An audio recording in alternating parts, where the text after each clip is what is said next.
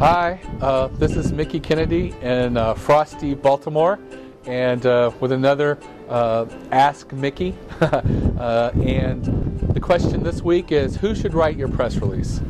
Writing a press release can be a delicate matter. The Public Relations Department, who must pitch the press release, wants to have a say in it.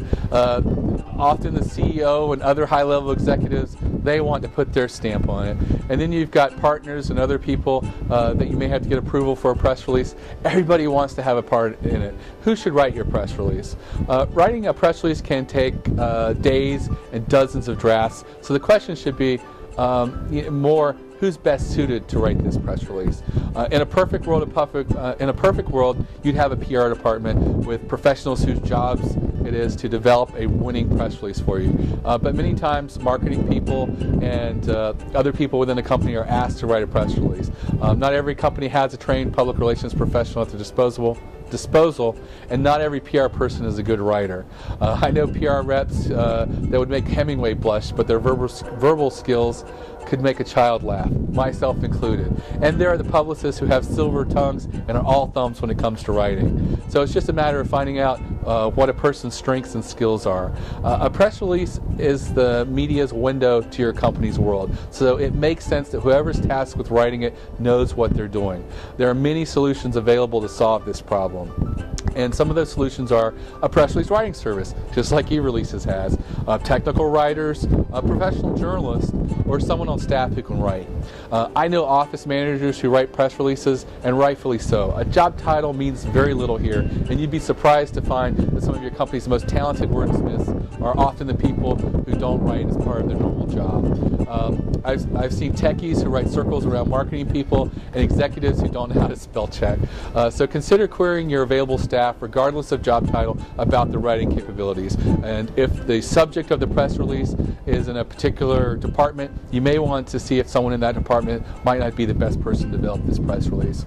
There's also plenty of professional journalists who moonlight by writing press releases and marketing material, usually for companies they normally wouldn't cover as part of their duties. Poke around internet job boards, freelance boards, and you might find someone with a solid journalism background who can churn out high-quality press releases on the cheap, while getting isn't so good in their chosen profession.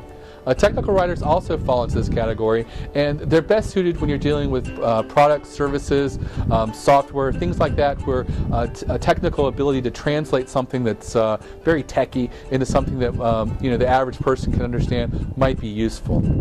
And a press release service like eReleases sort of combines the two former elements because they normally employ professional journalists and technical writers. And usually for a flat fee, you'll get a professional writer taking over the reins of your press release, which should guarantee that the press release will be well written, accurate, and enticing.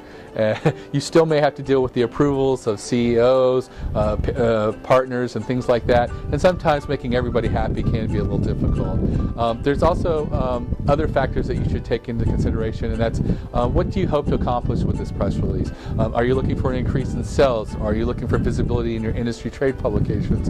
Things like that.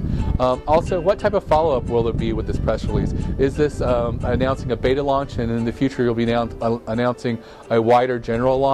If so, that may determine who you want to focus the press release on and what might be there.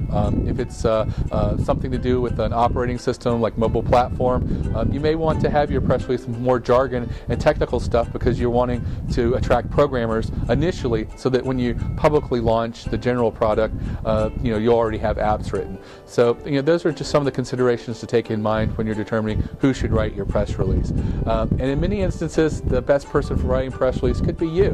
It's just a matter of learning what a good press release is, looking at headline, opening paragraphs, and making sure that you're putting your best foot forward.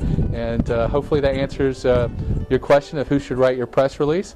And if you have your own question you want me to answer, just email askmickie@ereleases.com, and I look forward to answering your question in the near future.